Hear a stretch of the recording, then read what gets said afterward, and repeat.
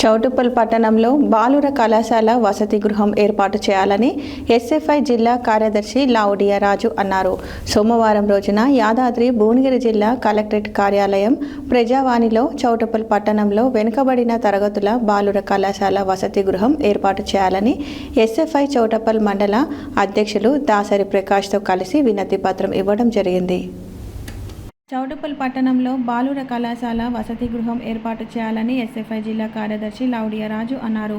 సోమవారం రోజున యాదాద్రి భువనగిరి జిల్లా కలెక్టరేట్ కార్యాలయం ప్రజావాణిలో చౌటుప్పల్ పట్టణంలో వెనుకబడిన తరగతుల బాలుర కళాశాల వసతి గృహం ఏర్పాటు చేయాలని ఎస్ఎఫ్ఐ చౌటుప్పల్ మండల అధ్యక్షులు దాసరి ప్రకాష్తో కలిసి వినతి పత్రం ఇవ్వడం జరిగింది. ఈ సందర్భంగా ఎస్ఎఫ్ఐ జిల్లా కార్యదర్శి లావుడియా రాజు మాట్లాడుతూ, హైదరాబాద్ అతి దగ్గరలో ఉన్న చౌటుప్పల్ పట్టణంలో కళాశాల వసతి గృహం లేక విద్యార్థులు దూరమయ్యే పరిస్థితి. చౌటుప్పల్ పట్టణంలో 10 నుండి 12 డిగ్రీ జూనియర్ కళాశాలలు ఉన్నాయి. మారుమూల గ్రామాల నుండి విద్యార్థులు రోజు 3000 నుండి 5000 మంది విద్యార్థులు చదువుకోవడానికి చౌటుప్పల్ పట్టణానికి వస్తుంటారు. గ్రామాల నుండి సరైన బస్సు సౌకర్యం లేక విద్యార్థుల సమయానికి కళాశాలకు చేరుకునే పరిస్థితి లేదు.